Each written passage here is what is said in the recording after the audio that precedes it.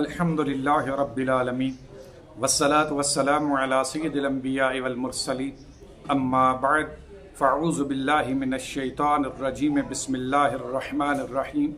हज़रात मोहतरम, आज हम आपके सामने खेती बाड़ी करने के हवाले से और इसकी मज़म्मत के हवाले से एक तारुज़ की तदबीर कायम करेंगे। चुनाचे हज़रत अबू उमामा रज़ियल्लाहु ताला अन्हु से मरवी है कि हुज़ूर नबी करीम सल्लल्लाहु अलैहि वसल्लम ने इरशाद फरमाया कि जिस घर में खेती बाड़ी का सामान हो, यानी जिस आदमी का मशगला खेती बाड़ी हो, तो अल्लाह रब्बुल इज़्ज़त वो ज़िल्लत को उस घर का मुक़द्दर बना देता है। अब इस हदीस पाक से मालूम हुआ कि खेती बाड़ी करना ये काबिल मज़म्मत है, और जिस घर के अंदर खेती बाड़ी का सामान होता है अल्लाह ताला ज़िल्लत उस घर का मुक़द्दर बना देता है, जिससे मालूम हुआ कि खेती बाड़ी एक मज़मूम अमल है।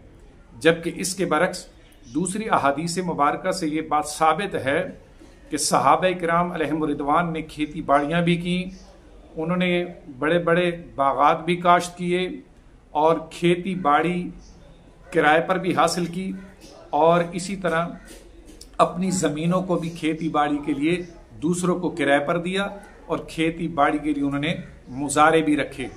जैसा कि सहाबा किराम की मुतअद्दिद औलाद ने खेती बाड़ी में बहुत ज़्यादा तरक्की भी की।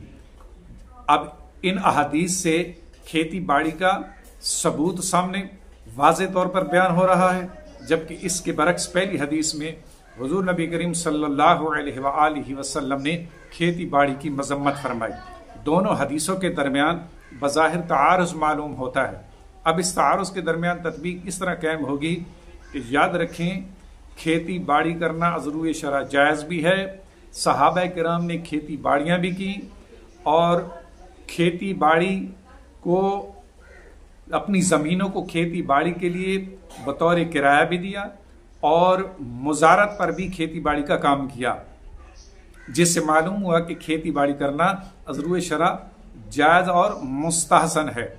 अब जिस हदीस में हजूर अलैहिस्सलातु वस्सलाम ने खेती बाड़ी की मज़म्मत की, तो ये इब्तिदा इस्लाम की बात है।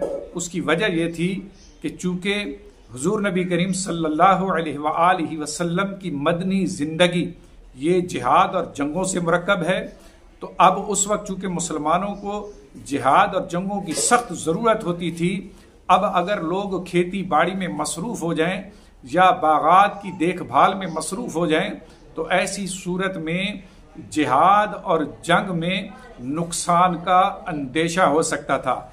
तो लिहाजा इन जंगों के सीज़न में नबी करीम सल्लल्लाहु अलैहि वसल्लम ने खेती बाड़ी की तरफ ज़्यादा तवज्जो करने की आपने मज़म्मत बयान फरमाई, क्योंकि जो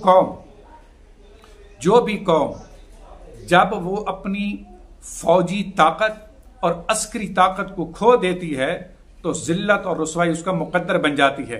तो इसी बिना पर हजूर अलैहिस्सलातु वस्सलाम ने फरमाया कि जिस घर में खेती बाड़ी का सामान होता है ज़िल्लत उसका मुक़द्दर बन जाती है। मतलब ये कि जिस कौम ने फौजी ताकत और अस्करी ताकत को कम कर दिया, तो अब ज़िल्लत उस कौम का मुक़द्दर बन जाती है।